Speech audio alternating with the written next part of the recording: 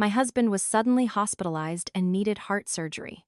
With the cost estimated at $250,000, I was desperately worrying about how to come up with the money when a medical resident secretly slipped me a piece of paper. After reading it, I tore up the surgical consent form and made a decision that left my in-laws pale with fear.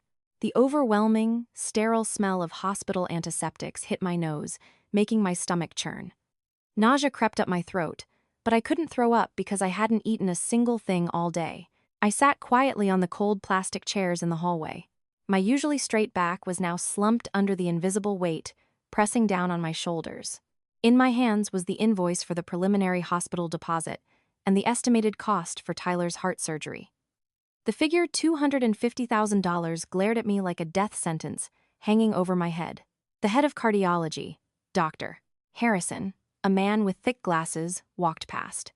He looked at me with a stern, urgent gaze, his cold voice ringing out. "Mrs. Lawson, you need to arrange the funds quickly. Your husband's condition cannot wait. If we don't operate first thing tomorrow morning, I cannot guarantee he will survive the week." Those words echoed in my ears, pushing me into an inescapable abyss of despair. $250,000. For a wealthy family, it might just be a number, but for me right now, it was an astronomical fortune, a human life, something I simply could not scrape together. In my 5 years of marriage to Tyler, I had given my all. The $100,000 in savings from my single days, plus the $90,000 my parents had handed me as a wedding gift, all of it had been poured into his failing startup. I thought my sacrifices would buy us a peaceful life. But out of nowhere, this storm hit, sweeping away whatever little peace we had left. The hospital room door cracked open. I dragged my heavy feet inside, looking at the man lying on the stark white bed, hooked up to a web of tubes. My heart broke. Tyler lay there, his face pale under the fluorescent lights, his breathing shallow through an oxygen mask. Seeing me enter, he struggled to open his eyes, raising a weak hand to find mine. When his freezing fingers touched mine, he whispered, his voice flickering like a candle in the wind, "Chloe, don't worry about me anymore. If it's too expensive, just let it go. Let me be. I don't want you to suffer. I don't want to leave you in debt because of me." Every word felt like a needle piercing my bleeding heart, making my tears flow uncontrollably. He was always like this, always thinking of me. Even at death's door, he was afraid of burdening his wife. His nobility only made my guilt skyrocket. How could I just stand by and watch my husband die? Just as I was drowning in torment, the hospital room door was shoved open violently. My mother-in-law, Margaret, burst in like a tornado. She threw her purse onto a chair and rushed over, grabbing my shoulders and shaking me. Her face was beet red, her eyes bloodshot with rage. She screamed in the middle of the quiet room. "Are you just going to stand there like an idiot? Where is the money? Have you paid the deposit? Or are you too cheap to save my son's life?" I stumbled backward, trying to suppress my sobs to explain. "Mom, I haven't been able to gather enough. I'm calling friends to borrow." Before I could finish, Margaret cut me off with a shrill, commanding voice. "Borrow what at a time like this? Call your parents in rural Illinois right now. Tell them to sell that farm of theirs. A son-in-law is family too. Are they planning to take that land to the grave with them? Human life is what matters. Tell them to sell the land and save Tyler. Hurry up." Her demand left me paralyzed. That farm was where my parents grew vegetables and raised chickens. It was the very last asset they had for their retirement after a lifetime of hard work to raise me. My parents were old and frail. If they sold their land, what would they have left to lean on? But looking at Tyler lying weakly on the bed, seeing his pleading eyes, and facing my mother-in-law's aggression, I felt backed into a corner. Torn between filial duty and marital love, my head spun. I knew I was about to make the most painful decision of my life. Forced out of the room by my mother-in-law, I wandered down the hallway, hiding in a secluded corner to make phone calls. I scrolled through my entire contacts list, calling every close friend, every former colleague, but all I received were polite refusals or sympathetic sighs. The economy was tough. Everyone had their own worries. Moreover, the amount I needed was too massive. No one dared to risk giving their money to a wife whose husband was critically ill and whose company had gone bankrupt. After over an hour of running around, swallowing my pride, and begging, I had only managed to scrape together a mere $15,000, a drop in the bucket compared to that colossal medical bill. A sense of helplessness engulfed me. I leaned my head against the wall, tears streaming down my cheeks. I felt so useless, so pathetic. Wiping away my tears, I tried to regain my composure to return to the room. I had to explain the situation to my mother-in-law and Tyler so we could find another way. As I approached the door, a strange smell hit my nose. It wasn't the cold scent of antiseptics anymore, but the strong aroma of chicken broth mixed with the pungent, stinging scent of jalapenos and black pepper. I frowned and gently pushed the door open. The scene before me made my heart skip a beat. Margaret was sitting on the edge of the bed, holding a bowl of steaming hot chicken soup. She was carefully spooning it into Tyler's mouth. The shocking part was that the broth was bright red, with chili oil. Just looking at it made my tongue burn, yet Tyler was opening his mouth and eating it eagerly. Beads of sweat formed on his forehead, his complexion was unusually flushed and healthy, and his eyes were bright, completely unlike the gasping, dying man with stage 3 heart failure the doctor had just warned me about. I stepped in quickly, unable to hide my confusion and worry. "Mom, why are you feeding him something so spicy?" The doctor said heart patients must eat bland food and avoid stimulants. Eating spicy food like this will make his heart rate spike. "It's dangerous." Hearing my voice, Margaret startled. Her hand shook slightly, spilling some broth onto the pristine white sheets. She turned around and shot me a venomous glare, snapping, "What do you know? Always thinking you're smarter than everyone else. Your husband had a craving. He said his mouth tasted like cardboard, and he wanted something flavorful to get his strength back. A little chili pepper never killed anyone. Why are you overreacting? Or do you want him to starve to death?" Seeing me, Tyler quickly swallowed the piece of chicken and hastily put the bowl down. He slumped back onto the pillows. The healthy flush from a moment ago vanished, replaced by a grimace of pain. He looked at me, his eyes no longer holding that resigned, sacrificial look, but instead gleaming with scrutiny and impatience. "Where have you been for so long? How is the money? Do you have enough?" I lowered my head, my hands clasped tightly together. I muttered, I only managed to borrow $15,000. Everyone is struggling right now." As soon as he heard that, Tyler's expression changed instantly. His dying demeanor morphed into resentment and blame. He violently pulled the blanket over his chest, his voice no longer weak, but harsh and full of spite. "15,000? Are you kidding me? Is your husband's life only worth that much? You say you love me, you care about me, but when I'm on my deathbed, you're counting every penny.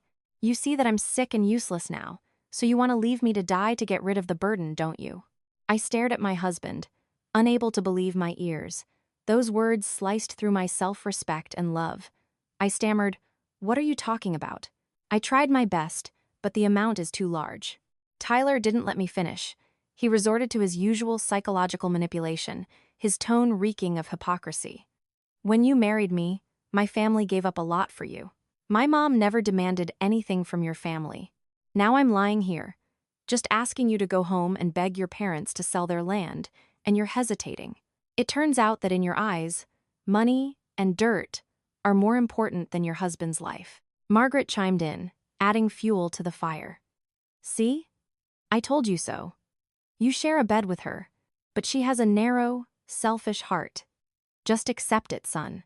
If this is your fate, just die, so your wife can be happy." Watching the two of them tag team to guilt-trip me into doing something unconscionable, a vague suspicion sparked within me. Why could a man with severe heart failure, who had just been gasping for oxygen, eat a bowl of spicy jalapeno soup and yell at his wife with such robust energy? Something was very wrong here, but caught in the tangled mess of guilt and financial pressure, I couldn't put a name to it yet. I only felt a heavy, unspoken unease weighing on my heart. With no other options, I wiped my tears, turned around, and walked out of the room with an insane idea. I would go home, grab the deed to my downtown Chicago condo, the only asset my parents had saved up their entire lives, to buy for me before I got married, and use it as collateral for a high-interest, predatory loan. The hospital hallway was bustling now, the sound of footsteps, the clattering of gurneys, and the muffled sobs of patients' families blended into a chaotic symphony. But all my ears registered was a buzzing sound, like wind rushing through a tunnel. I walked like a zombie, my mind clouded with thoughts of how to save my husband and how to face my parents when I brought them yet another massive burden. Suddenly, a figure in a white lab coat rushed by, bumping hard into my shoulder, making me stumble and almost fall. My purse slipped to the floor. Before I could recover, the person hastily bent down to pick it up for me, stammering apologies. "I'm so sorry." I was in a rush. "Are you okay?" I looked up and recognized Ben, the young medical resident with bright eyes and a kind face I had seen a few times shadowing Dr. Harrison. Ben looked around with an unusual furtiveness. Then, as he handed my purse back to me, he suddenly grabbed my wrist tightly. A freezing sensation transferred from his hand to mine, making me flinch. Before I could react, Ben swiftly pressed a small, crumpled object into my palm and leaned in close to my ear. He whispered incredibly fast. His voice was shaking, but every word was clear. "Stop paying them. Go home and check your building's security cameras from last Sunday. Be careful of this pill." With that, Ben let go of my hand, lowered his head, and walked briskly toward the stairwell, as if afraid someone would catch him talking to me. I stood rooted to the spot in the middle of the hallway. My heart pounded against my ribs. I clenched my hand so tightly around the strange object that my nails dug into my skin. I looked around, and seeing no one paying attention, I tremblingly opened my palm. Resting in my hand was a piece of paper torn hastily from a notepad, its edges jagged. Wrapped inside was an empty blister pack. The pills were gone, but the foil backing still bore the text: "Caffeine, Central Nervous System Stimulant." I opened the crumpled paper. Hastily scribbled handwriting read, "Heart rate stimulant. I found this in the trash can in your husband's room. Don't trust anyone. Verify it yourself." My entire body went ice cold, as if a bucket of freezing water had been dumped over me. The words "heart rate stimulant" danced before my eyes, connecting instantly with the bowl of spicy chicken soup from earlier. Why was this type of drug in the room of a patient with severe heart failure? Why would a medical resident secretly hand this to me and tell me to check the cameras? A horrifying suspicion began to slither into my mind, cracking the ironclad trust I had held for my husband for so long. Clutching the blister pack, instead of going home to grab the condo deed to pawn, I decided to catch a taxi straight to the security office of my high-rise condo. Deep down, I prayed this was all a misunderstanding, but a woman's intuition warned me that I was about to face a brutal truth. The taxi pulled up to my building. I jumped out and sprinted straight to the property management office. Sweat soaked the back of my shirt. Even though the late afternoon air was cool, I tried to catch my breath, smoothing my messy hair to look as calm as possible. I walked up to the head of security, Mike, trying to sound grave. "Mike, please, you have to help me pull the security footage from the lobby and the parking garage from last Sunday. It's about my husband. He said he was going to meet a client, and then he disappeared. Now I suspect he's been scammed or kidnapped. I need to retrace his steps to file a police report." I had to lie. I had to invent a reason compelling enough for them to let me view private footage. If I said I suspected my husband of cheating or faking an illness, they would refuse due to privacy policies. Mike looked at my distressed face and red eyes, looking sympathetic. He nodded. "Really? That's serious. Let's see here. What was the exact date last Sunday?" he asked, clacking away on his keyboard. But just as the camera software interface popped up on the monitor, a shrill, piercing scream erupted from the doorway. "Don't let her see it. Turn it off. Who gave you permission to let strangers view the cameras?" I jumped and spun around. Margaret, my mother-in-law, appeared out of nowhere. She lunged into the security office like a rabid animal, sweating profusely, pointing her finger right in my face and screaming.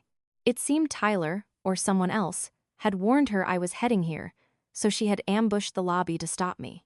Margaret swatted the sign-in log off the desk and began wailing to the security guards. "Don't listen to her. This girl is crazy. Her husband is lying in the hospital waiting to die, and instead of taking care of him, she runs back here, making up stories to harm him. I am his mother. I forbid you from showing her anything. No one in my family is missing. We just have a tramp for a daughter-in-law. Her sudden appearance and aggressive behavior left the security guards baffled. Mike looked at me, then at Margaret, clearly put in an awkward position. I stood there, looking at the woman I still called Mom, the woman whose every meal and sleep I had catered to. Now, she was baring her fangs to hide some dark secret for her son. Her aggression only confirmed the young doctor's warning. There was definitely something in Sunday's footage that they were terrified I would see. I took a deep breath, casting aside my usual fear and deference. I took a step forward, looking straight into Margaret's eyes, my voice like steel. Mom, if Tyler really went to the emergency room on Sunday like he said, the cameras will prove his innocence. What are you so afraid of that you have to stop me? Or do you know exactly where he went that day? Margaret froze for a second at my sudden assertiveness, but she immediately screamed louder to drown out logic. Why would I be afraid? I forbid it, so I forbid it. You're just a daughter-in-law. You have no right to snoop into your husband's private life. I turned to Mike, pulled out my phone, and said firmly, Mike, I am the primary resident listed on the deed for this condo. I have the right to request a security review if I suspect an incident. If you deny me access because of this unreasonable obstruction, I will call the Chicago Police Department right now and file a report that the management is covering up suspicious activity. Seeing me pull out my phone and actually start dialing, and noticing other residents gathering outside to watch the commotion, Margaret started to panic. She backed away a few steps, muttering curses, but didn't dare lunge for the computer again. Mike, sensing the escalating tension and my unwavering resolve, sighed and turned back to the monitor. All right, Mrs. Lawson, you are the homeowner. If you have a request, I'll assist, but we'll only view the exact time frame you need. He clicked his mouse, rewinding the footage to 10 a.m. last Sunday. That was the exact time Tyler had called me, his voice weak and rasping, claiming he was experiencing severe chest pain, and his friend was rushing him to the ER. My heart hammered against my ribs. I didn't dare blink, my eyes glued to the monitor as the seconds ticked by. The high-definition image of the lobby appeared. The elevator doors opened. I held my breath as I saw the familiar silhouette of my husband step out. But it wasn't a frail Tyler, clutching his chest in agony or needing someone to prop him up, as I had imagined. Before my eyes was a sharply dressed man, wearing the light blue custom suit I had bought for his birthday last month. His hair was slicked back flawlessly. He was carrying an expensive leather overnight bag, walking briskly, radiating health and vitality. He stood in the lobby, pulled out his phone, and called someone. His face was beaming with a wide, excited smile, absolutely nothing like a man suffering a heart attack. A few minutes later, a sleek white Porsche pulled up to the lobby entrance. The window rolled down, revealing a trendy young woman wearing designer sunglasses in the driver's seat. She waved at him. Tyler grinned ear to ear and quickly walked over. But instead of just getting in, he leaned through the window, playfully pinched the girl's cheek, and blew her a deeply affectionate kiss. The girl giggled and popped the door open for him. The car sped off, heading toward the interstate leading to Lake Geneva, Wisconsin, not toward any hospital. I stood dead still. My entire body shook violently. I gripped the edge of the desk, so hard to keep from collapsing onto the floor. It felt as if someone had just plunged a knife into my heart and twisted it, hurting so much I couldn't breathe. So, while I was at home, sick with worry, unable to eat or sleep, running around begging for money, because I believed he was at death's door, he was happily taking a romantic getaway with his mistress. The $250,000 surgery fee he demanded I sell my home to pay for, was that just to fund his degenerate lifestyle? I turned to look at Margaret, who was still squatting outside the glass door of the security office, all the blood drained from her face when she saw the footage. Yet, her eyes still glinted with terrifying stubbornness. Seeing me staring intensely at her, Margaret knew she couldn't deny it, but she still stubbornly craned her neck to make the most shameless excuse. So he got a ride from a friend. His friend happened to be going that way and dropped him off at the clinic. Don't let your imagination run wild and falsely accuse your husband. What's wrong with a man doing a little socializing? You're so narrow-minded and nosy. No wonder your husband is tired of you. Her getting a ride from a friend excuse was the final drop that made the cup over. I just offered a bitter smile, eyes welling with tears, and turned to Mike. My voice cracked, but was entirely resolute. Please, copy this video onto a USB drive for me. I take full responsibility. Holding the tiny flash drive, it felt like it weighed a ton. It contained not just proof of my husband's infidelity, but proof of the total collapse of 5 years of my youth, of my blind trust and sacrifice for this family. I walked out of the security office. Margaret trailed closely behind me, her mouth spewing endless curses. She switched from making threats to begging, then back to cursing me for being evil and leaving her son to die. If you take this and spread it around, I'll sue you for defamation. My son is dying.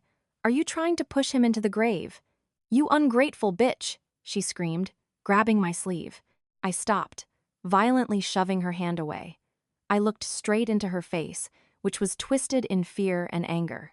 I said coldly, articulating every word, "Mom, go home and ask your precious son which luxury resort in Lake Geneva he went to for his emergency room visit last Sunday, and which female doctor treated him. Then you can come back here and talk to me about money. I won't be stupid forever, Mom." With that, I turned and walked straight away, leaving her rooted in the lobby, her jaw dropping, unable to utter a single word. I knew she would immediately call Tyler, and the real war was just beginning. Just as I stepped out of the condo gates, the phone in my pocket vibrated frantically. It was a text from an unknown number. I opened it, my heart skipping a beat as I read the short, urgent message. "Be careful. They are forging medical records to match the date and time on the security cameras. If you catch them, don't trust any documents they give you right now. Do absolutely not sign anything. Ben." The text from Ben, the medical resident, arrived right on time, acting as a wake-up call, illuminating the sheer malice of this charade. They weren't just scamming me for money. They were constructing a perfect legal trap to make me the guilty party if I refused to pay. I gripped my phone, cold sweat breaking out on my palms. I couldn't go back to the hospital right now to confront them because I knew I didn't have enough evidence to completely rip off their masks. I needed more. I flagged down a taxi, but I didn't head to the hospital. Instead, I directed the driver to a sketchy neighborhood in the South Side. We had an old, cheap storage unit there, a remnant from our early, struggling days of marriage. Tyler still kept it to store junk. I remembered that Tyler's old black laptop was still tossed in there. The computer, he claimed, was broken, but my intuition told me that hidden within it were numbers that spoke volumes, secrets about the failed investments he constantly complained about. I had to find the truth. I had to know where my money had actually gone before I signed my name on any piece of paper. The taxi sped off, leaving the noise of the city behind. I sat in the car, my heart freezing cold, but my mind clearer than ever before. The storage unit was buried deep in a damp, dimly lit corridor. It was where my husband and I had stored the remnants of our early struggles. Now, it was covered in a thick layer of dust. The musty smell made me sneeze, making me feel like I was stepping into a faded reel of memories. I unlocked the padlock. The unit was cluttered with cardboard boxes. Things Tyler said he felt bad throwing away, but couldn't use, so they just piled up here. I dragged the old black laptop out from underneath a pile of boxes, brushed off the thick dust, and with trembling fingers, plugged it into a wall outlet. He hadn't used this computer in over 6 months. He said it was slow and obsolete, but I remembered he never actually threw it away. He just hid it here. The screen lit up with a pale blue light, asking for a login password. I tried his birthday, our anniversary, and even his mother's birthday, all incorrect. Then, an image flashed in my mind. The young girl sitting in the white Porsche last Sunday, and the date stamped on the security footage. I took a gamble and typed in that date. Maybe it was her birthday, or some anniversary of theirs. Click! The home screen appeared. My heart stopped. The password to my husband's private laptop was his mistress's birthday. A heartbreakingly ironic truth. I started digging through the folders, Moving the mouse felt like dragging a knife across my own chest. The browser history revealed an endless, scrolling list. Offshore sports betting sites, illegal crypto casinos. I opened his auto-saved banking portal. The numbers dancing before my eyes made me dizzy. Wu Chen Meiyuan. $10,000, $50,000. Continuous wire transfers to strange accounts labeled point deposits. The grand total was over $250,000, the exact amount he was forcing me to scramble for to pay for his heart surgery.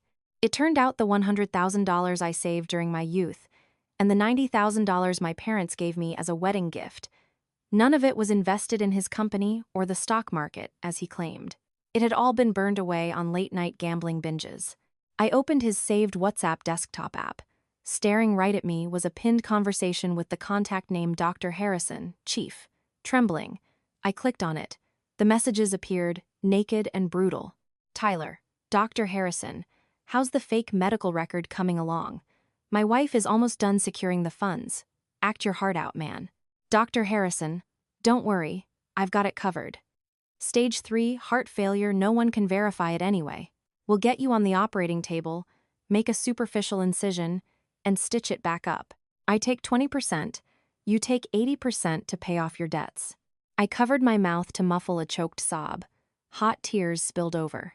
Scrolling further down was a chat with the nickname Kitten, the mistress from the video.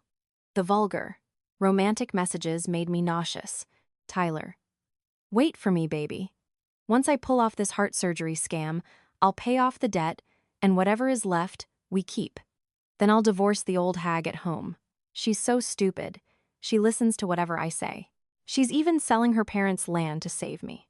I slammed the laptop shut and collapsed onto the cold concrete floor, clutching my aching chest. So, in their eyes, I was just a stupid puppet. An ATM for them to exploit mercilessly. My sacrifices, my love. It turned out to be the cheapest commodity in this vicious play. I wiped my tears and used my phone to take photos of the screen, capturing all the evidence. My eyes no longer held any weakness. Instead, they held the iron resolve of a woman pushed to the absolute brink. I left the gloomy storage facility, hailed a cab, and headed back to the hospital. By the time I arrived, dusk was settling in. The city lit up brilliantly. Crowds of people rushed home to their safe havens, but I was heading to a place where my so-called family was waiting to tear me apart. I walked down the hospital corridor. The sound of my own footsteps echoed dry and cold. I didn't rush into the room like I usually did. I stood quietly at the door for a moment, taking a deep breath to calm the violent storm raging inside me. Through the small glass window on the door, I saw a scene that made me laugh bitterly. Inside the room, Tyler was no longer gasping for air on the bed. He was sitting up, leaning against the pillows, holding a beautifully sliced piece of apple, laughing and chatting happily. Sitting next to him, on the very chair where I usually spent sleepless nights watching over him, was the young girl from the video, the one he saved as Kitten. She was wearing a short dress, heavy makeup, and playfully feeding Tyler pieces of fruit. My mother-in-law, Margaret, sitting on the adjacent bed, was beaming with satisfaction, looking as if she were watching a filial daughter-in-law care for her son, completely forgetting the existence of the legitimate wife, who was supposedly out there running around for every penny. I pushed the door open forcefully. The door hit the wall with a loud bang, shattering the fake, happy atmosphere inside. The three of them jumped like thieves caught red-handed. The smile on the mistress's face vanished. She hastily pulled her hand back, dropping the slice of apple onto the floor. Tyler reacted as fast as a professional actor. He immediately clutched his left chest, contorting his face in pain, and collapsed back onto the bed, groaning. "Ah, it hurts. My chest hurts." My mother-in-law also quickly changed her expression. She sprang up and pointed at me, screaming to cover her tracks. "You brat! Where did you disappear to all afternoon? Your husband is dying of pain. The doctor has asked for the money several times, and you vanished without a trace." Right on cue, Dr. Harrison, Tyler's accomplice, walked in holding a thick stack of medical files, his face a mask of grave severity. He looked at me, his voice threatening and pressuring. "Mrs. Lawson, you're back. Sign this surgical consent form quickly. Every hour you delay, your husband's survival rate drops by 10%. Don't wait until you regret it for the rest of your life. All the money in the world won't save him then. Tyler peered at me from the bed, his voice a weak, reproachful rasp. Chloe, it hurts so much. Please save me. Don't be cheap with the money. Watching this clumsy theatrical performance, I no longer felt heartbreak or guilt. I only felt disgust. Pure, absolute disgust at the deceit of these people. I glanced at the mistress, who was awkwardly hiding in the corner, and then looked straight into Tyler's eyes. I said coldly, "Does it really hurt? Hurt so much that you were just eating apples and laughing it up with your little sister over there?" Everyone in the room froze.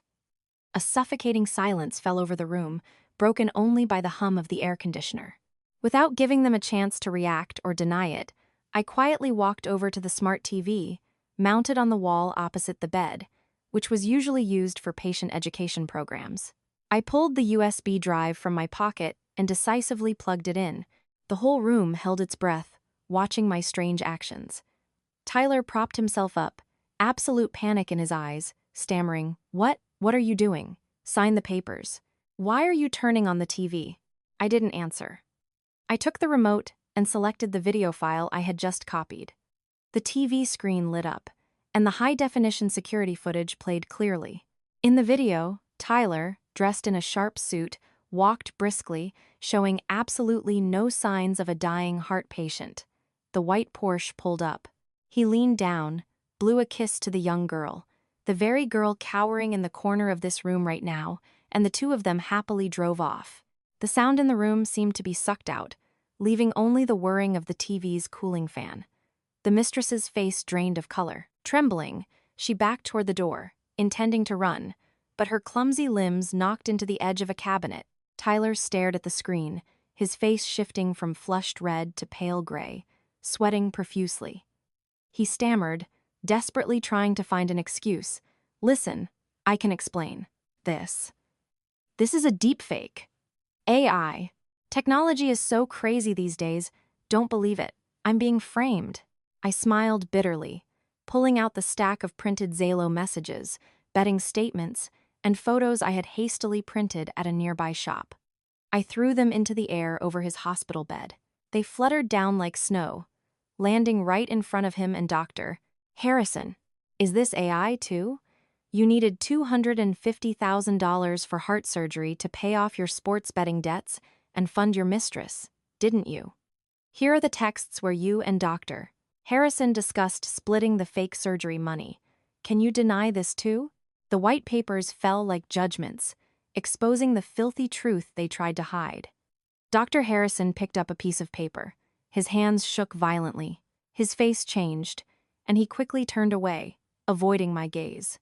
My mother-in-law stood there, her mouth hanging open. She was about to defend her son, but seeing the undeniable evidence, she couldn't utter a word. The air in the room thickened. The deceit was stripped away, making everything naked and ugly. I stood in the middle of the room, looking at the people I had considered my family, my benefactors, now revealed as ruthless con artists. The pain of betrayal had passed. Now, only contempt and the determination to demand justice for myself remained. I pointed my finger at Tyler's face, my voice shaking as I held back my rage. "You thought I was an idiot, an ATM for you to blow your money on gambling and debauchery.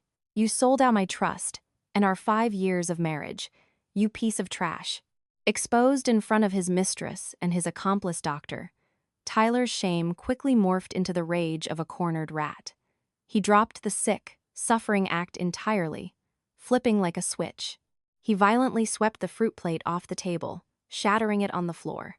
He stood up on the bed, pointing his finger at my face and screaming, his eyes bloodshot with malice. "Yeah, I cheated. I gambled. So what?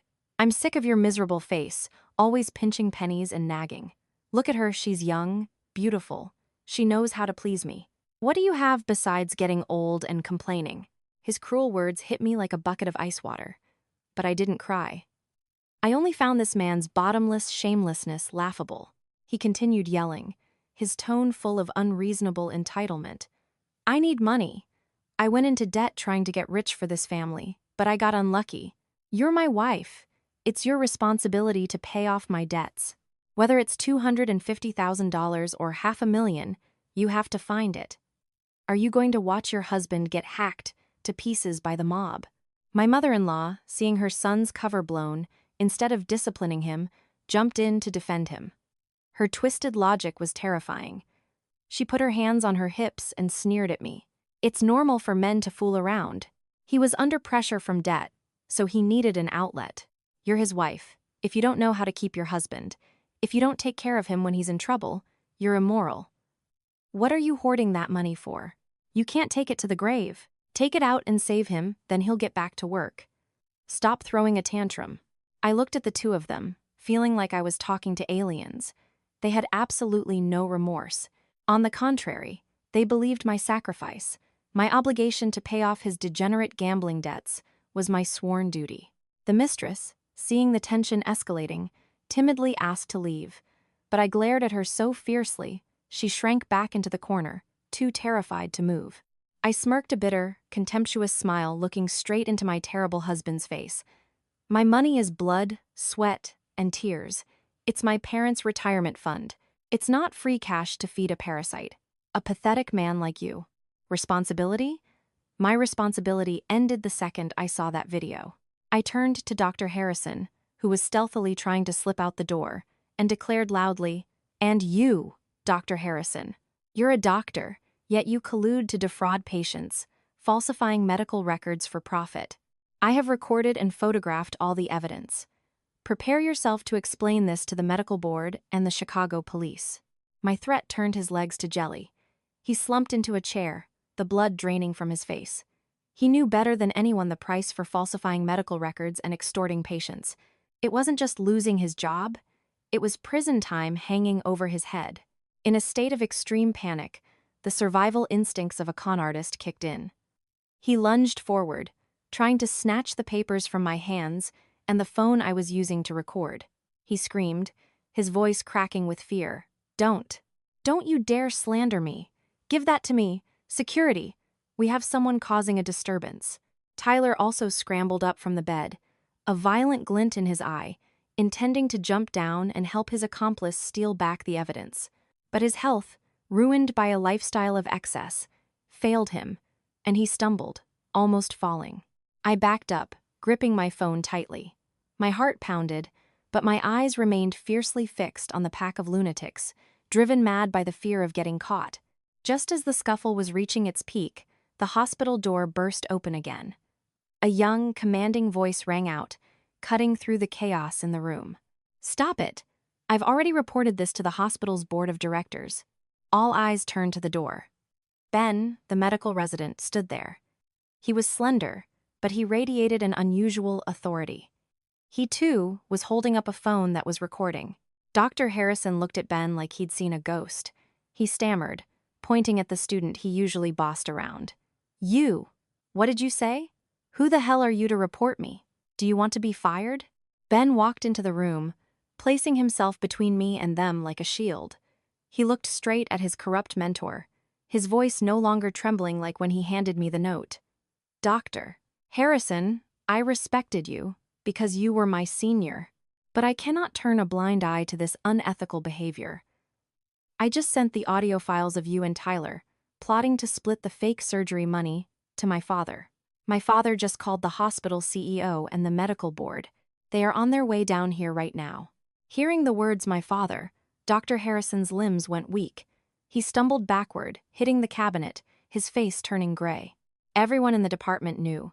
Ben's father was the chief of medicine, a man with massive influence in the city's medical community. Ben was just a resident, hiding his identity, which was why he had kept quiet until now.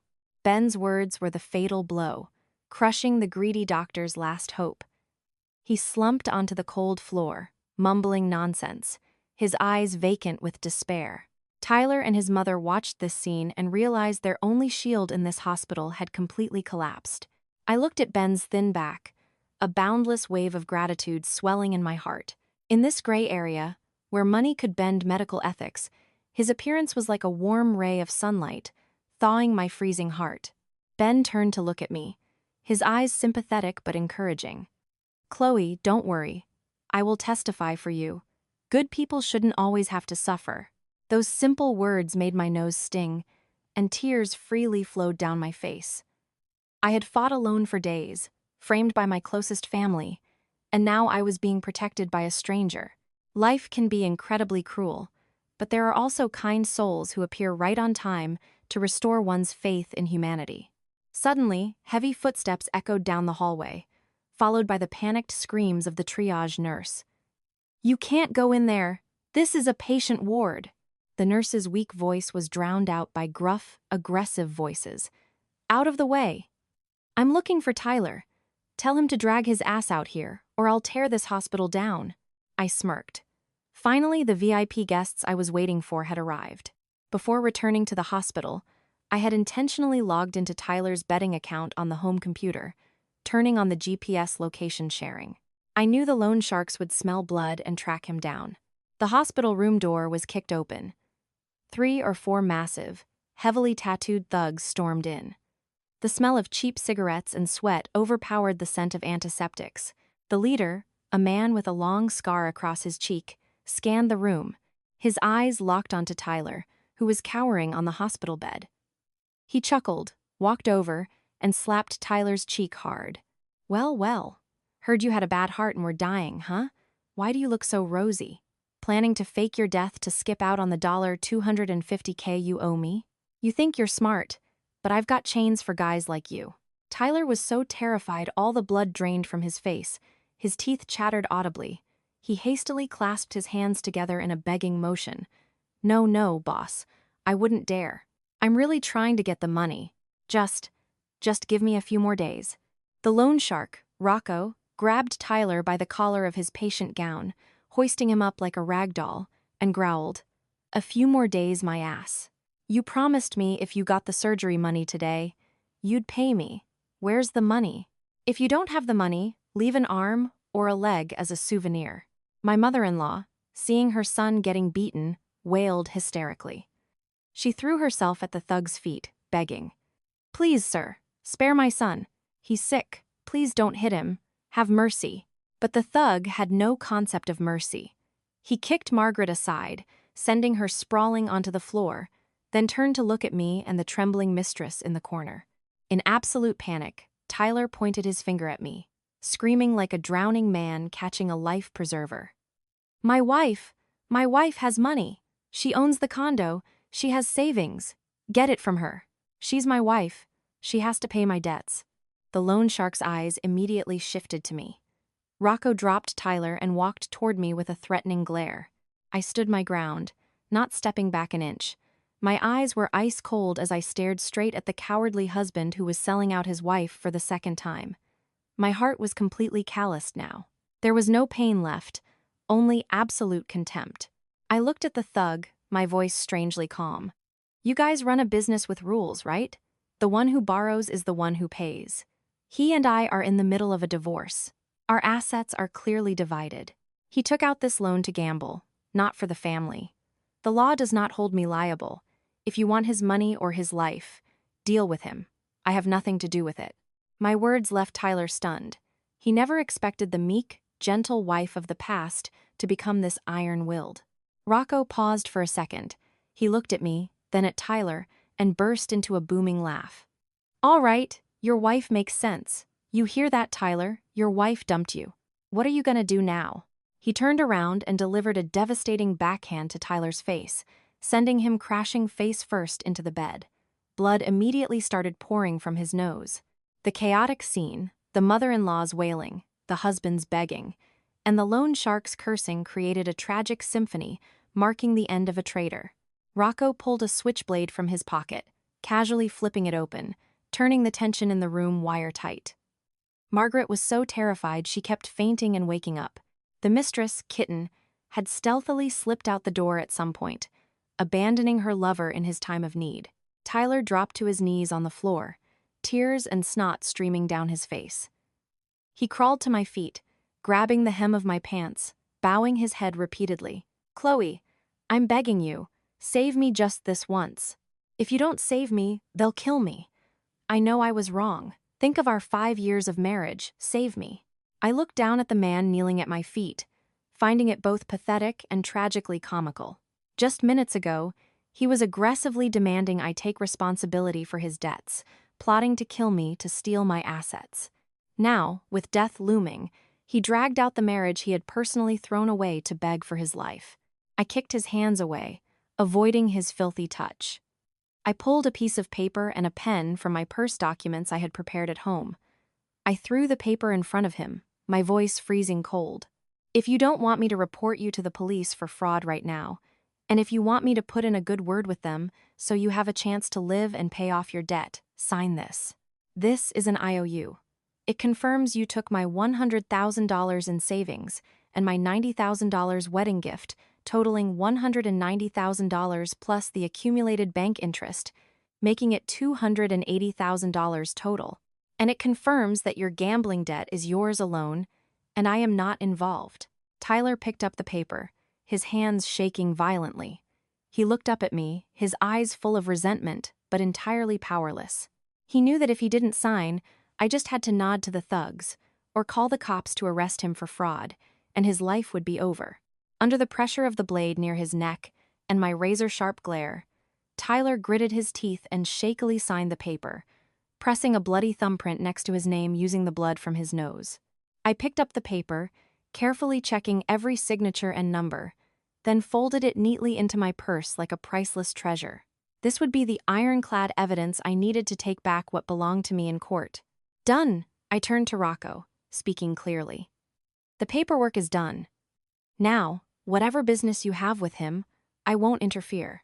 But my advice: if you beat him to death, you won't get your money. Better to let him live, so he can work to pay you back. Rocco laughed out loud, slapping my shoulder hard. You've got guts, lady. All right, out of respect for you, I'll spare his miserable life today. If I don't have the money in 3 days, Tyler, I'll be visiting your parents' house. With that, he signaled his men to leave, leaving the hospital room looking like a war zone. I looked at Tyler writhing on the floor, and at my mother-in-law wailing hysterically. My heart felt absolutely no pity. I walked over, raised my hand, and slapped Tyler hard across the face. The sharp smack echoed in the room. That slap contained all the injustice, pain, and contempt I had bottled up for so long. That slap was to bid farewell to the husband who was now dead to me. From now on, we walk our separate paths, live or die. It's not my problem. I turned and walked out of the hospital room, leaving behind Margaret's screams and Tyler's dead silence. The hospital hallway was still noisy, but my heart felt as light as if a 1,000-pound weight had been lifted. The night sky was full of stars, twinkling like the new hopes igniting within me.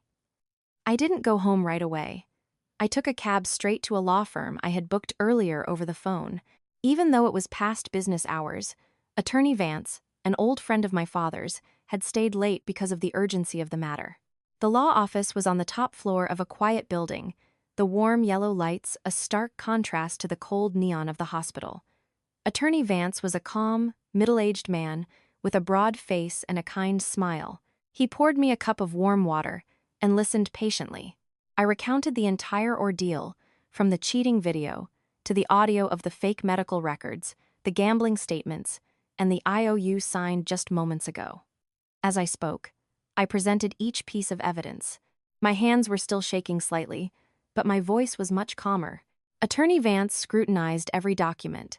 He nodded, his eyes showing clear satisfaction. You did excellently, Chloe. To stay calm enough to gather complete evidence in such a panicked situation takes real courage. With this evidence, especially the IOU and the audio files, we hold all the winning cards. Not only can you get a divorce, but you can also sue him for fraud, embezzlement, and violating your marital agreements. He paused, pushed his glasses up, and continued in a deep voice. I will draft the unilateral divorce petition and the lawsuit files immediately. Rest assured, the law protects the righteous. Hearing the lawyer's firm affirmations, the boulder crushing my chest seemed to vanish entirely. I felt I was no longer fighting this battle alone. Behind me stood the law and justice. I thanked Attorney Vance and excused myself. On the way back, I decided not to return to the condo, the place holding too many sad memories and betrayals. I stopped at a small hotel, booked a room, and texted my landlord to let me move my stuff out of the storage unit. I pulled out my phone and blocked Tyler, my mother-in-law, and all of his relatives. I wanted to sever all ties and harassments so I could peacefully prepare for the upcoming legal battle. Lying in the strange hotel bed, I thought I would cry out of self-pity.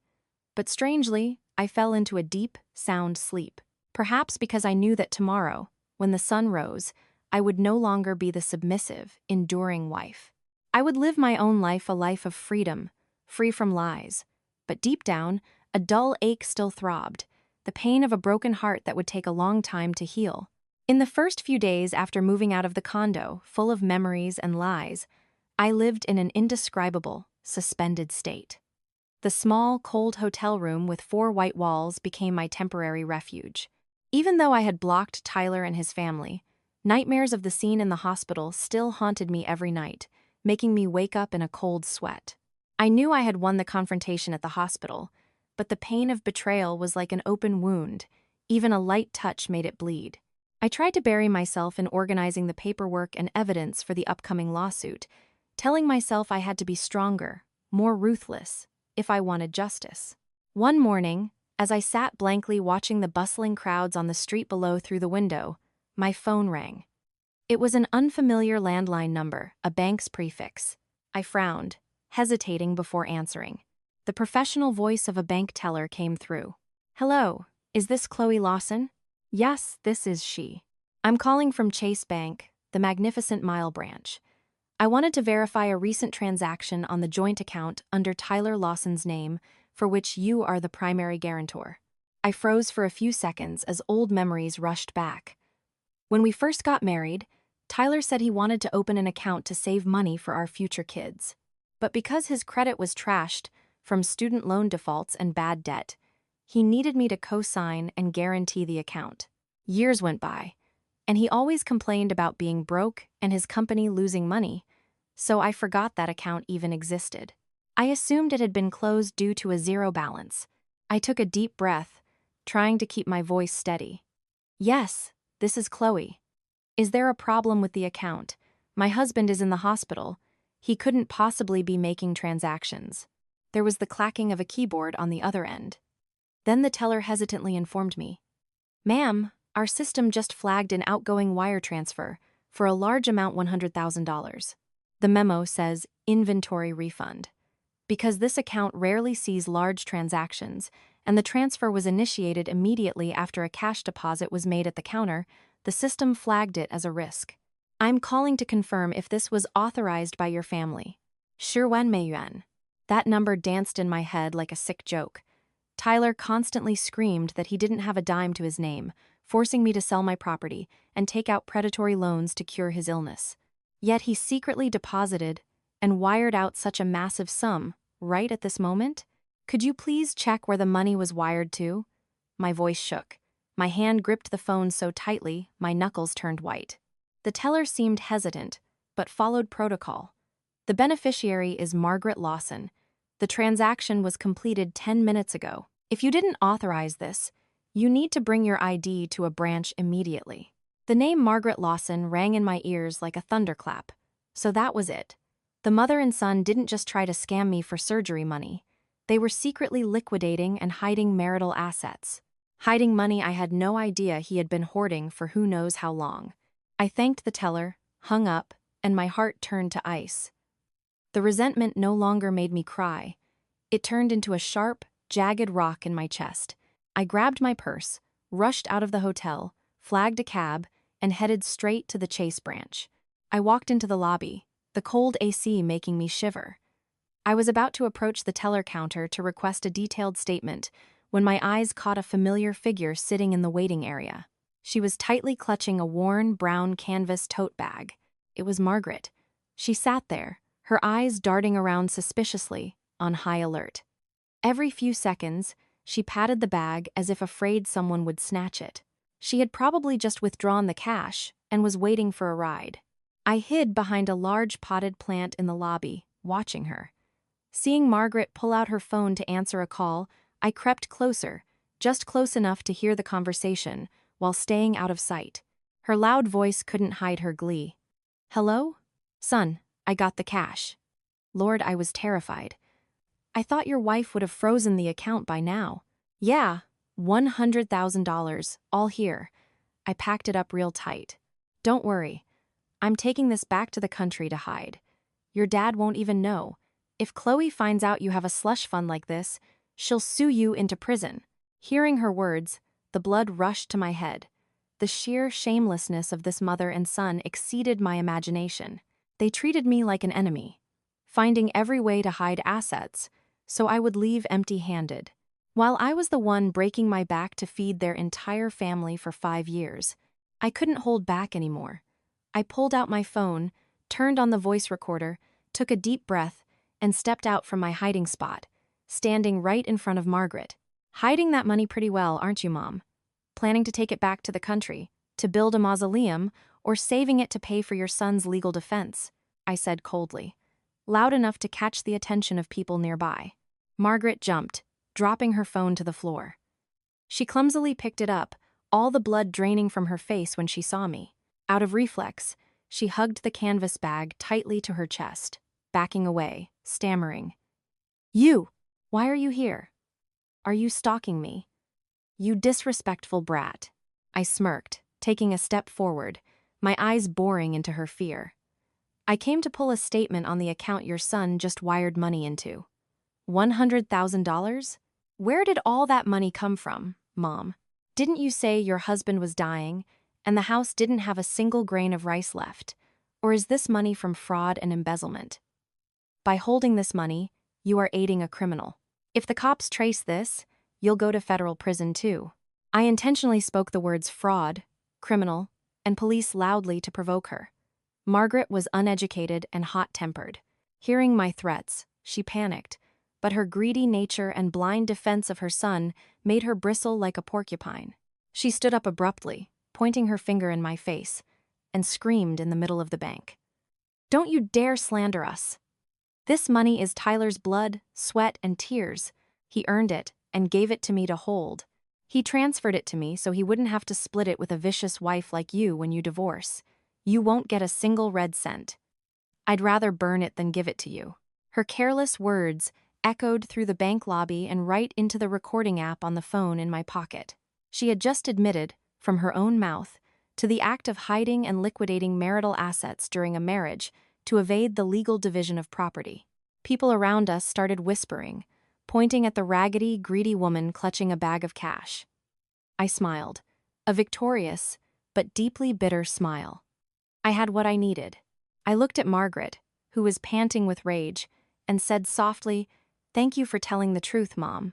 Hold on to that money real tight and prepare to explain it in court." With that, I turned my back and walked straight to the teller counter, leaving her standing there, her face shifting from red to ashen as she realized she had just walked into a trap. After securing crucial evidence at the bank and printing a full statement, I returned to the hotel as the sun was setting. My entire body ached from the tension. I threw myself onto the soft bed, closing my eyes, intending to nap. But just as I was drifting off, my phone vibrated violently on the nightstand. I sluggishly reached for it, an unknown number. I almost didn't answer, assuming it was Tyler's relatives calling to harass me, but my intuition told me this call was unusual. I hit answer. Before I could speak, hysterical sobbing and choking gasps came through the line. Chloe. Chloe, please save me. Please. The voice was trembling, terrified to the extreme.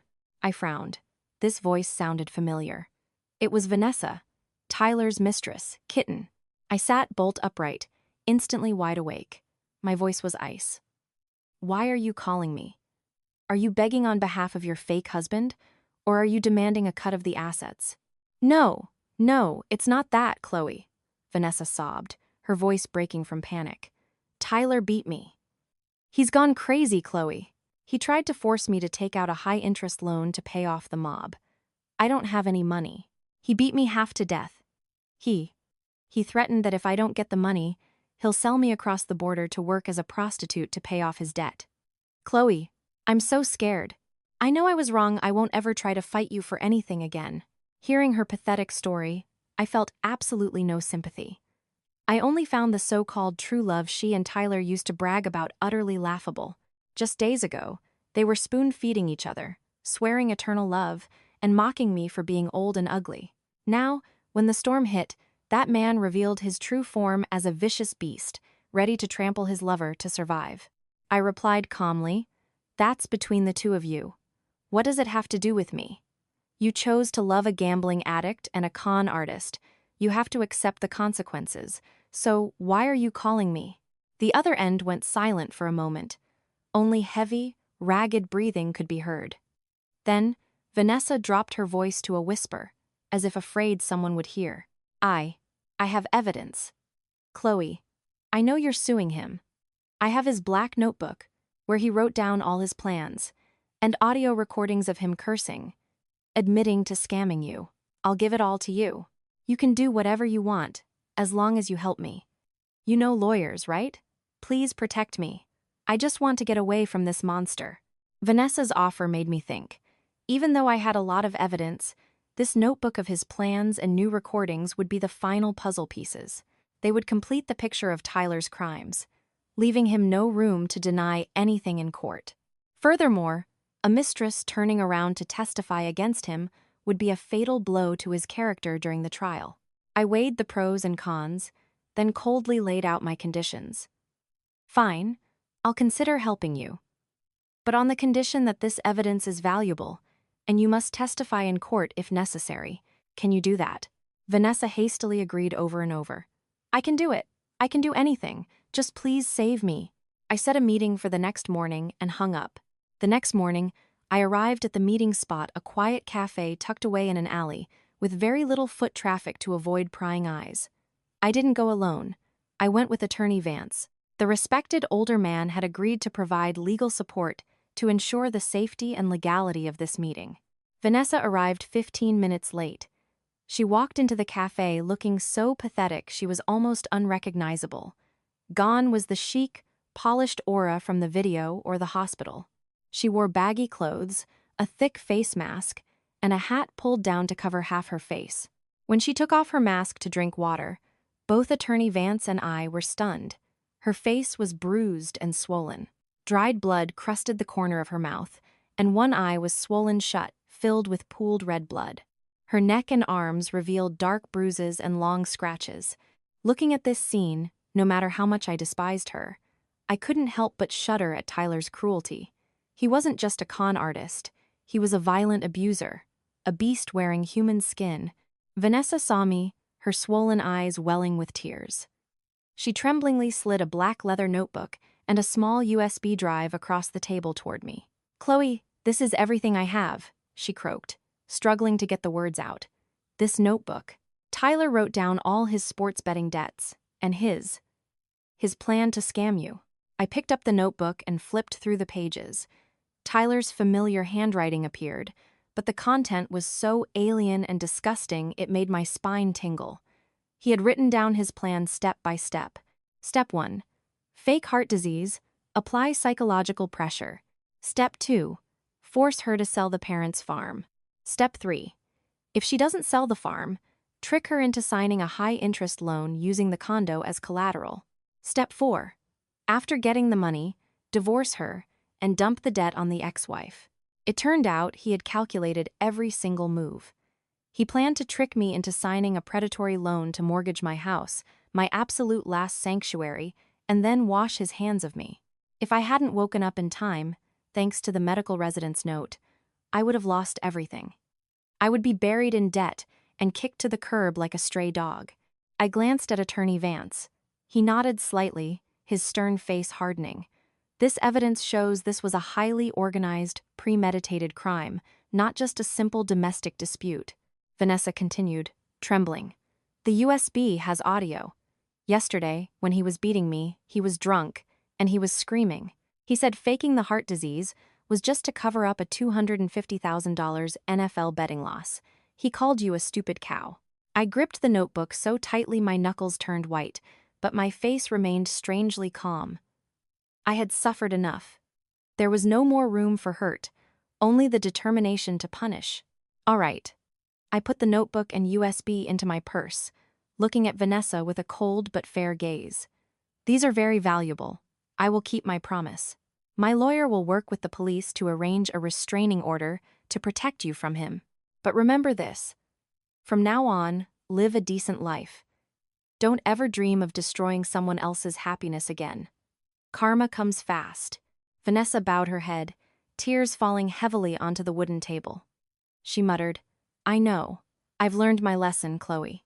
I stood up, smoothed my coat, and walked out of the cafe with my head held high. That night, a sudden thunderstorm hit. The rain pounded against the roof, sounding like the chaotic heart of a woman who had just walked through the eye of a hurricane. I sat in my hotel room, the light from my phone illuminating my calm face. My eyes intently watched the movement on the security camera feed, connected directly to my design studio.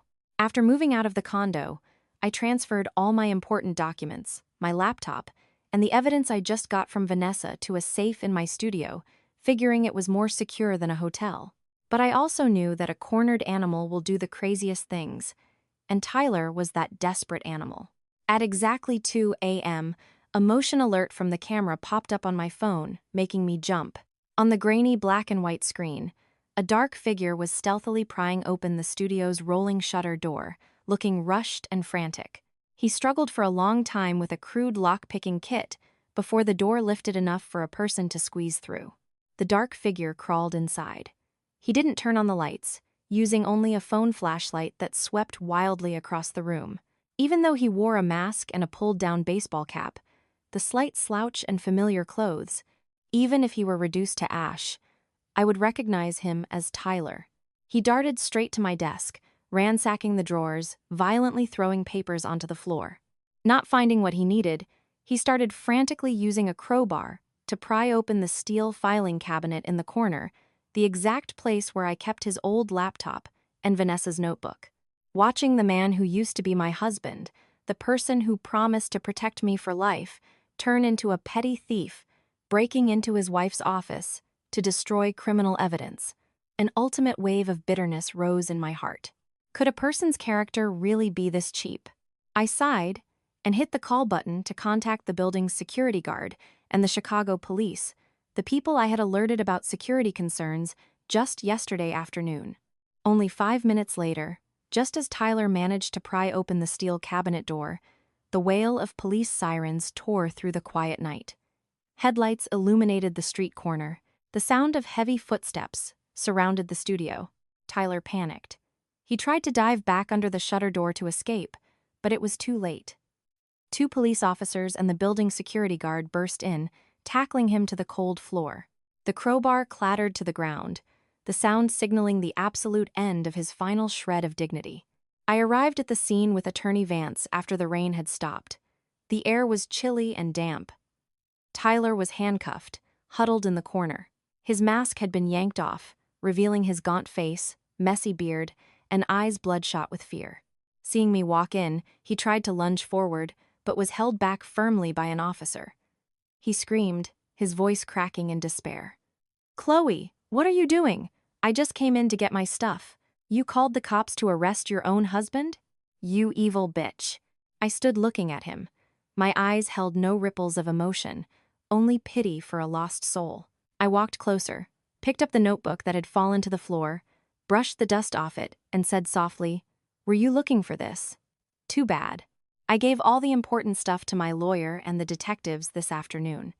You broke in here in the middle of the night, destroying property. This behavior is more than enough for burglary and breaking and entering." Hearing this, he froze. His wide eyes stared at me, refusing to believe his ears, before slowly dropping his head, his entire body shaking violently. The holding cell at the local CPD precinct was freezing and smelled strongly of mildew. The peeling paint on the 4 walls looked exactly like Tyler's crumbling life. He sat on an old wooden chair, his hands cuffed to the armrests, his head bowed to his chest, not daring to look up at anyone. The slick, polished look he usually sported was completely gone, replaced by the pathetic state of a prisoner. Opposite him sat me and Attorney Vance. A detective sat at the next table, writing a report.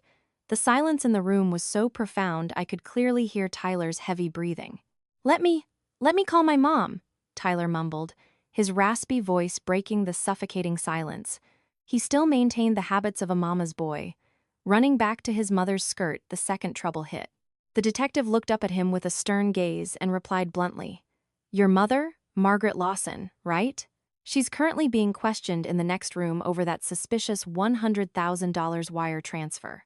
Right now, she can't even save herself. You'll be waiting a long time for that call." Hearing his mother had also been arrested, Tyler froze. The blood drained from his face entirely. His final mental pillar had collapsed. In absolute panic, he looked up at me with bloodshot eyes. For the first time, I saw such pathetic begging in his eyes. "Chloe, are you trying to kill my whole family? Let my mom go. She's old. I told her to hold the money. She didn't know anything." I looked at him, completely unmoved, and replied calmly, "I'm not the one killing you. Your own greed and lies did that.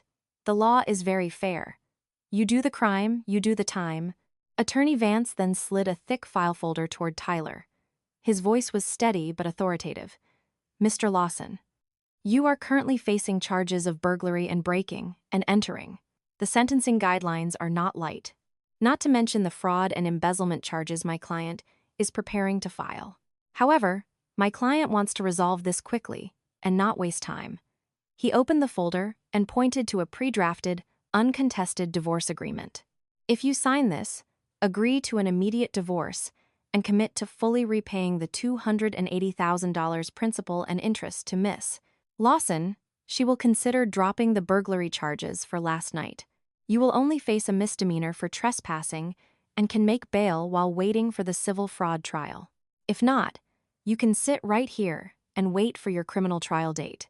Tyler looked at the divorce papers. His hand trembled as he picked up the pen, then put it back down. He knew he was out of options. If he didn't sign, he would be locked up, tried for felony burglary, and then sued for fraud. His life would effectively end behind bars. If he signed, at least he could get bail. Even though he'd still face massive debt and a civil suit, he'd be out. The ego of a patriarchal man thrashed wildly inside him, but the terror of prison won out over everything. Gritting his teeth, he took the pen and slashed his signature onto the paper. His tears fell, blurring the ink. I took the paper back. Looking at his messy signature, my heart felt incredibly light. Finally, the legal chains binding me to him were severed. I stood up, looked at him one last time in the dark holding cell, and said quietly, "Thank you for setting me free. See you in court, where we will settle the rest of your debts." I walked out of the police station. The morning sun was just beginning to peek over the horizon. It signaled the start of a new day.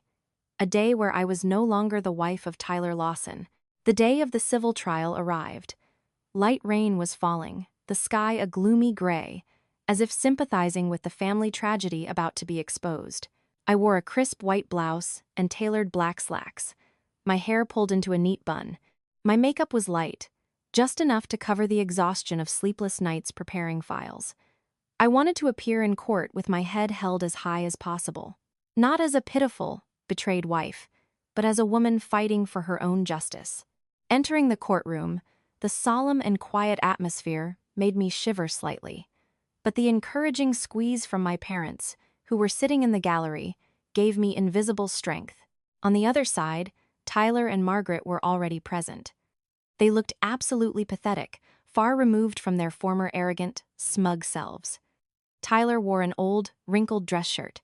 He was skin and bones, his eyes deeply sunken with dark circles, darting around nervously as if afraid someone would snatch his soul. Margaret sat next to her son. Her hair had noticeably grayed. She was huddled in a thin cardigan, occasionally wiping away tears, playing the part of a poor old mother abandoned by her daughter-in-law. When our eyes met, she quickly looked away, unable to face the resolve in mine. The judge banged the gavel to open the session. The room fell into absolute silence. After the procedural formalities, the defense attorney, a man with a slick, cunning appearance, stood up to present. He started with a booming voice, intentionally twisting the truth to exonerate his client. "Your Honor, my client admits to having debt. However, The $280,000 the plaintiff is demanding was, in reality, spent on shared living expenses during their 5 years of marriage. They were husband and wife. The money earned was spent together and enjoyed together. Now, upon divorce, demanding it back is unreasonable. Furthermore, my client hiding his illness was simply because he didn't want his wife to worry, not because he intended to commit fraud. He didn't stop there. He threw out a dirty tactic hoping to smear my reputation. Additionally, we have reason to suspect the plaintiff was having an extramarital affair. When she saw her husband in financial trouble, she hastily used divorce as an excuse to shirk her responsibilities, pushing her sick husband to the brink. The courtroom buzzed with whispers. Probing eyes zeroed in on me. My father angrily started to stand up, but my mother pulled him back, shaking her head and signaling him to trust their daughter. I sat silently at the plaintiff's table, my hands clasped tightly together. Hearing those blatant lies made my heart sting. But I didn't get agitated or scream my innocence. I knew that making a scene would only play into their hands. The truth is singular, and it was sitting right inside the leather briefcase Attorney Vance was holding. After the defense concluded their presentation full of sophistry, Attorney Vance calmly stood up, adjusting his reading glasses. His poised, confident demeanor commanded the room's attention. He didn't rush to rebut with empty words. He walked straight to the clerk's desk and submitted a series of meticulously sealed physical evidence. Your Honor, words can blow away with the wind, but evidence does not lie. I request permission to present a chain of evidence proving the defendant's systematic fraud and the hiding of marital assets. His voice rang out like steel, every word clear. First, the large screen in the courtroom played the video extracted from the security cameras.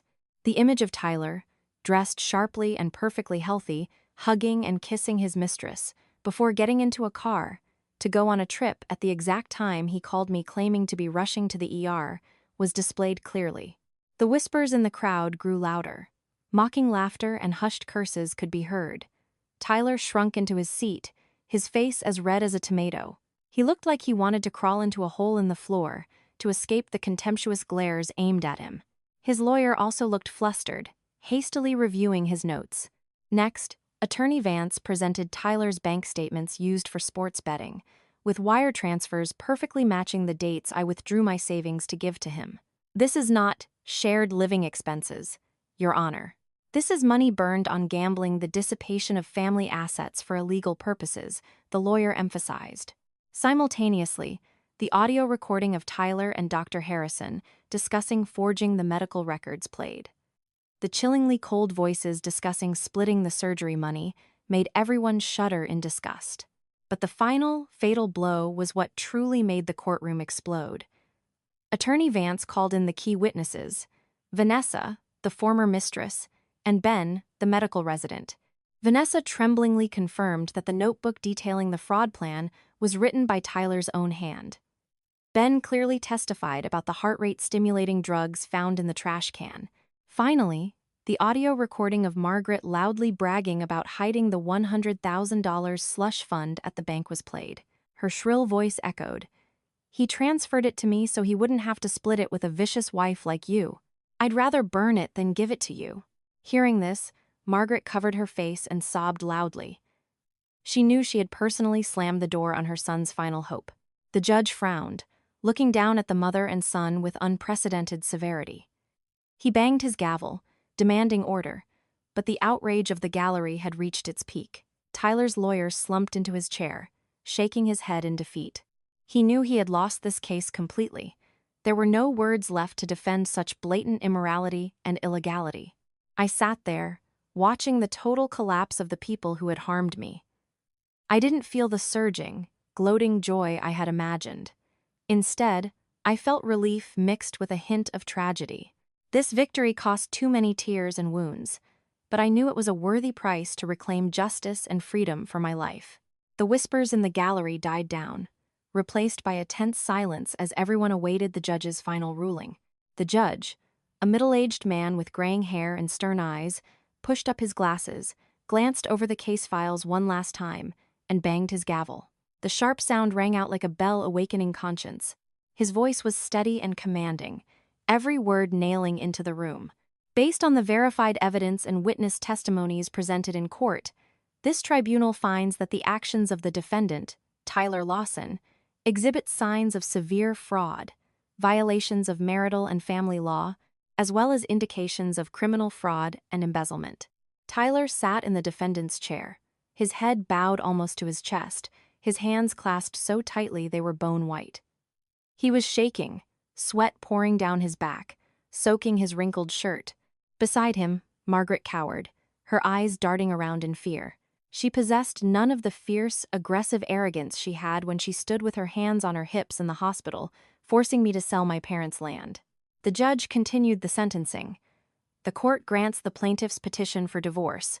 Regarding the assets, the defendant, Tyler Lawson, is ordered to repay the plaintiff the sum of $280,000, which includes the $100,000 in savings and the $90,000 wedding gift, plus standard banking interest. Regarding the debts incurred from gambling and predatory loans, the court rules these are the sole personal debts of the defendant, used for personal, illegal purposes. The plaintiff holds no joint liability. Hearing this, I felt the 1,000-pound boulder crushing my chest finally lift. The tears I had suppressed throughout the entire trial now silently rolled down my cheeks. But they weren't tears of weakness. They were tears of liberation. Justice had finally called my name.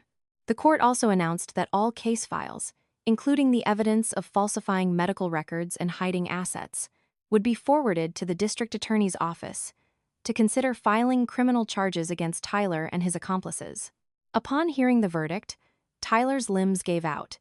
His entire body went limp, sliding down into his chair, his eyes vacantly staring ahead like a man who had lost his soul. Margaret, seeing her son like this, burst into loud, wailing sobs that echoed mournfully through the courtroom, but no one felt any sympathy. She lunged forward, intending to grab my hand to beg, but was stopped by the bailiffs. I stood up, adjusted my clothes, and looked at the mother and son one last time. My eyes were strangely calm. No more hatred, no more resentment, because they had already paid, and would continue to pay, a massive price for their own greed and betrayal. I turned and walked out of the courtroom, the heavy wooden doors closed behind me, shutting away that dark past. Stepping out of the courthouse, the brilliant midday sun shone down on the stone courtyard. The sky today was a vibrant, high blue, with white clouds drifting lazily. I took a deep breath, feeling the air of freedom fill my lungs. The wind blew the stray hairs off my forehead. I felt like I had just been reborn. 5 years of my youth buried in deception were over. From this moment on, I would live for myself. I would live a dignified, proud life. My parents were waiting in the courtyard. Seeing me walk out, my mom ran over and hugged me tight. Her eyes were red, but she wore a radiant smile. "Let's go home, honey. The storm is over." A few days after the trial, the news of the shocking medical fraud case at the city hospital spread rapidly across newspapers and social media. I sat in my newly rented apartment, reading the headlines, feeling vindicated but also slightly saddened by the degradation of medical ethics. Dr. Harrison, the dignified chief of cardiology, who had loudly threatened me to sign the surgical consent form immediately, was now permanently suspended. Not only was he fired by the hospital and stripped of his medical license, but he was also detained by the police, under investigation for accepting bribes, falsifying medical records, and acting as an accessory to fraud. Rumor had it that when he was arrested, he completely collapsed. Half his hair turned white overnight. His family was shattered. His wife and children were too ashamed to leave the house. The reputation he spent a lifetime building vanished into smoke, all because of bottomless greed. It was the price he had to pay for wearing a white coat, but harboring a black heart, treating the lives and pain of patients as tools to make money. Karma arrived sooner and more brutally than he expected. No one can hide their crimes forever under the sun. I bought a basket of fresh, premium fruit and wrote a careful thank you note, then took a cab to the hospital to find Ben. The brave medical resident from that day had now been publicly commended by the hospital board for his courage in fighting corruption. Meeting Ben again in the hospital cafeteria, he still had the same kind smile and bright eyes as the first time I saw him. Seeing me, Ben was a bit shy, scratching his head and smiling. "Chloe, You're too polite. I just did what I was supposed to do. I'm so glad you cleared your name. I placed the fruit basket on the table, looking at him with deep gratitude. If it weren't for your note and that pill that day, I probably would have lost my entire family and all my assets. You didn't just save my money. You saved my faith in humanity. Ben told me he had been officially hired as a full-time staff member in the cardiology department. His father, the esteemed chief of medicine, was incredibly proud of his son's actions. Looking at Ben, my heart felt strangely warm. I believed that with his kind heart, he would become an excellent doctor, a true healer saving lives and helping people. Before leaving, I shook Ben's hand tightly, urging him to always maintain his original pure intentions. Even though this world has terrible people like Dr. Harrison and Tyler, there is no shortage of kind people willing to reach out and help those in distress, like Ben. Leaving the hospital gates, I looked back at the stark white building one last time. It was the site of the most horrifying nightmare of my life, but it was also where I found the light of truth. Closing the door to the past right here, I knew I was strong enough to keep walking the path ahead. After the trial concluded, the pressure from the massive, high-interest loan Tyler had taken out began to crush Margaret. The loan sharks, led by Rocco, were not people who listened to reason or patiently waited for the legal system to resolve things. They constantly showed up at her apartment building, splashing paint, throwing garbage, and even showing up at midnight with loudspeakers shouting their names to demand the money. Margaret lived in absolute terror, unable to eat or sleep. Pitying her son, who was facing prison time and mob retaliation, Margaret had no choice.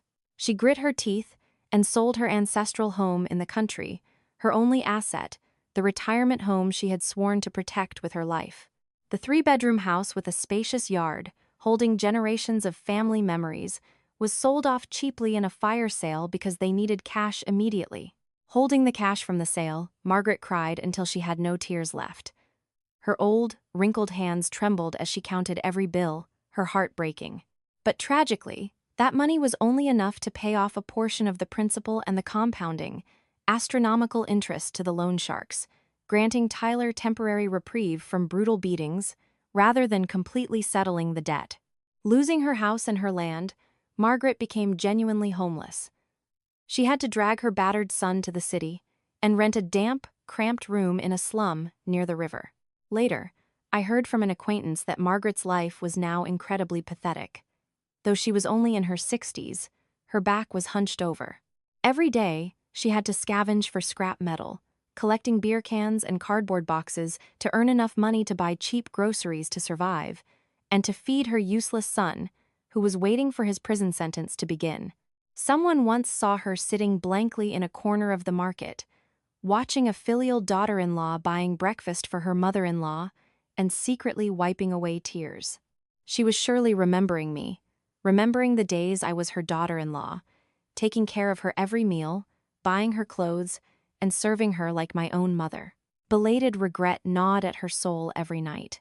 She once had a good daughter-in-law and a peaceful family, but her own greed and blind spoiling of her son caused her to destroy it all with her own hands. Now, empty-handed and alone in the current of life, she finally understood the heavy price she had to pay for her vicious calculations. Once, coincidentally passing by an old market, I caught a glimpse of her ragged figure digging through a trash can. I considered walking over to say hello, but then I stopped myself. As for Vanessa, the kitten mistress, who used to be so arrogant and trendy, her fate wasn't much better. After providing evidence to my lawyer and me, she became the target of Tyler's hatred. The loan sharks were also hunting her down aggressively because she had co-signed a small loan to help Tyler get spending money. Terrified and cornered, Vanessa was forced to hide like a rat. She sneaked onto a late-night Greyhound bus to flee back to her hometown in rural Ohio, not daring to bring anything valuable for fear of being robbed. She thought returning home would bring peace. But bad news travels fast. The story of her being a homewrecker who destroyed someone's family and getting involved in fraud and debt had spread to every corner of her small town. In that tiny community, where good news travels near and bad news travels far, Vanessa became the focal point of all criticism and gossip. Walking down the street, people pointed at her, calling her a homewrecker and a trashy girl. Her parents, too ashamed to face the neighbors, disowned her and locked the doors, refusing to let her come home. With nowhere to turn, and lacking any proper degree or vocational skills, Vanessa finally had to apply as a seasonal factory worker in an industrial park in a distant state where no one knew her dirty past. The hard life of a factory worker, doing overtime day and night for a meager salary, caused Vanessa's beauty to fade rapidly. The hands that used to be intricately manicured, that only knew how to hold wine glasses and designer bags, became rough and calloused from machine oil and fabric dust. Her once pale skin darkened from the sun and the sleepless nights working shifts. I once heard a friend from my hometown mention that Vanessa now lived quietly in a workers' boarding house, not daring to socialize with anyone, no longer dreaming of romance or marrying rich. Every time she saw young girls dressed beautifully, walking past, her eyes flashed with regret and remorse. She once had youth, she had beauty. If she had just worked hard and lived decently, she wouldn't be in this state. But her vanity, her desire to enjoy the fruits of other people's labor and sweat, pushed her into a deep abyss of tragedy. Vanessa paid the price with her youth and her reputation. It was a costly lesson for those who like to take shortcuts, who like to sow suffering upon others to seek their own happiness. After the trial, Tyler didn't go to prison immediately. He received a suspended sentence for the petty theft charge, the break-in, due to the mitigating factor of a sincere confession. But the sentence of his conscience and his debts did not let him go. The money from Margaret's house sale wasn't nearly enough to cover the compounding interest of the predatory loans, so Tyler still had to live in hiding like a sewer rat. One midnight, while being fiercely chased by his creditors on a deserted road, a panicked Tyler rode his motorcycle recklessly and crashed straight into a concrete median. That horrific collision didn't take his life, but it permanently took his right leg, rendering him disabled for the rest of his life. While he lay in the hospital, he had no money for the bills, and not a single friend came to visit. The little mistress who had sworn eternal love had long since fled, leaving him alone with his destitute, aging mother. Margaret had to beg the doctors and sign promissory notes everywhere just to bring her son back to their slum room. From a handsome, able-bodied man who always prided himself on his looks to con women, Tyler was now just a cripple, moving with difficulty on old wooden crutches. His gaunt face was covered in jagged scars from the accident. Unable to work, carrying the stigma of a con artist and a convict, Tyler couldn't find a decent job. He and his mother scraped by day to day, on the meager pennies from collecting scrap metal. On days when it poured rain, his amputated leg throbbed in agony. He lay curled up on a torn mattress, gnawing on physical pain and mental torment. He remembered the hot meals I used to cook, remembered our clean, sweet-smelling home, remembered the silent sacrifices he had trampled upon. But all of that was just the past. His present was poverty, the contemptuous stares of the world, and the belated regret gnawing at his soul every long night. I heard news of him through an old acquaintance. My heart didn't feel a ripple of gloating or pity. I only saw it as the inevitable law of life. When you sow cruelty and lies, you cannot expect to harvest peace. Tyler smashed his own rice bowl and burned down his own house, so now he had to accept standing shivering in the cold rain. Perhaps that was the most expensive lesson for a misguided life. A lesson he would spend the rest of his days paying for. Closing the door on a painful past, I poured all my energy and the money recovered from the lawsuit into reviving my interior design firm that had been neglected for so long. With extensive experience and dedication poured into every blueprint, my studio quickly gained the trust of clients. I threw myself into work, like a moth finding light.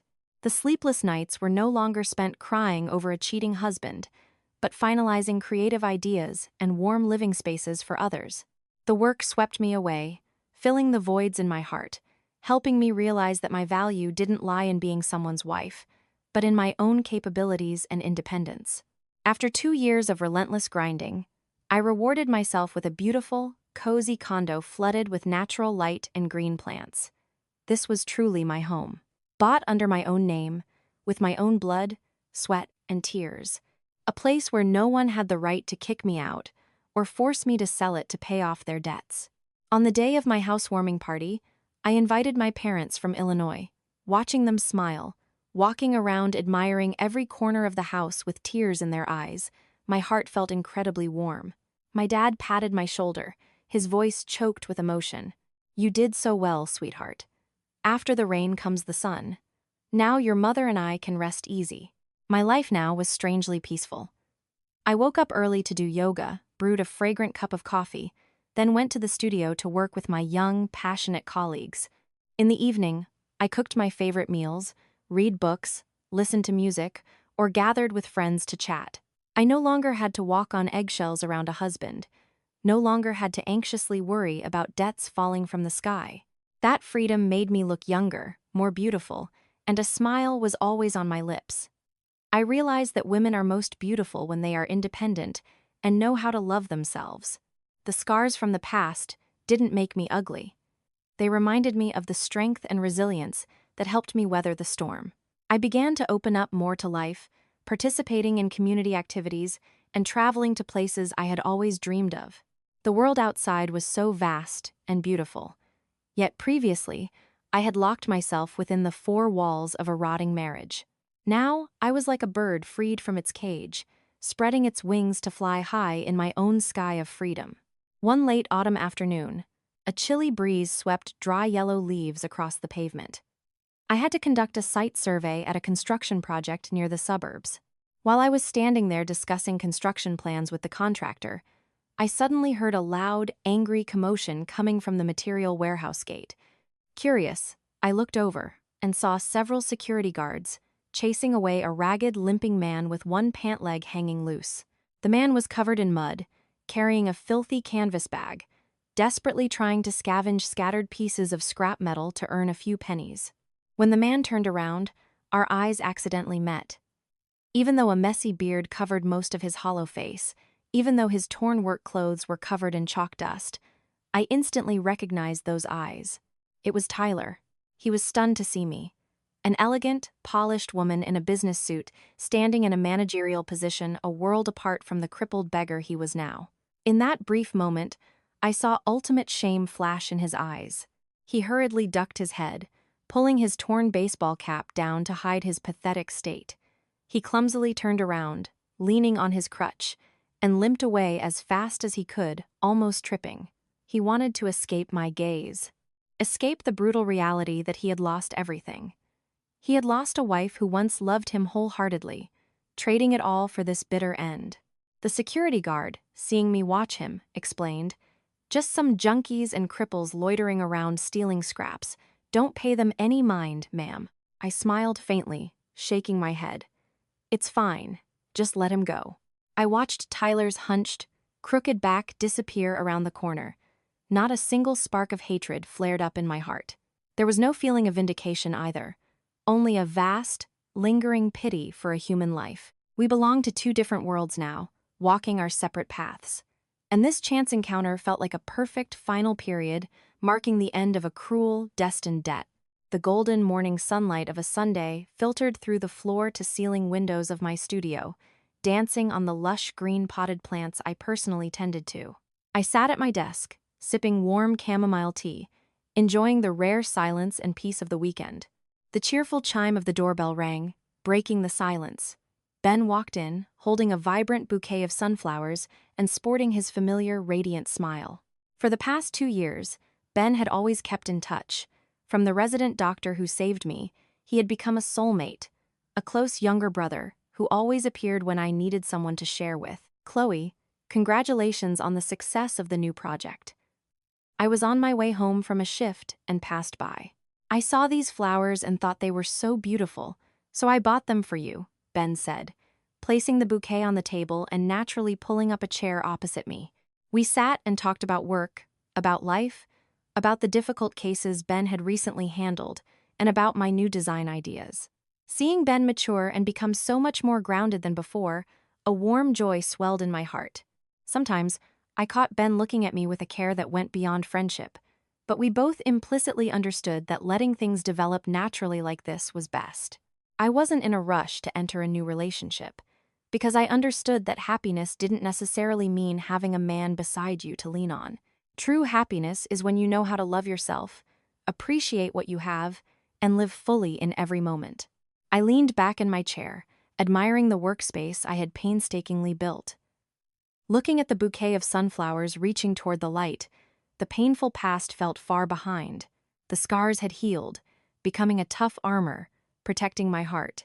I no longer blamed fate, because those very tragedies had forged the resilient, strong Chloe of today. The future ahead was still long and full of unknowns, but I believed that as long as my mind was at peace and my heart was steady, whether I walked alone or had a companion, I would always find happiness. The sky outside was still blue, and this life was so incredibly worth living.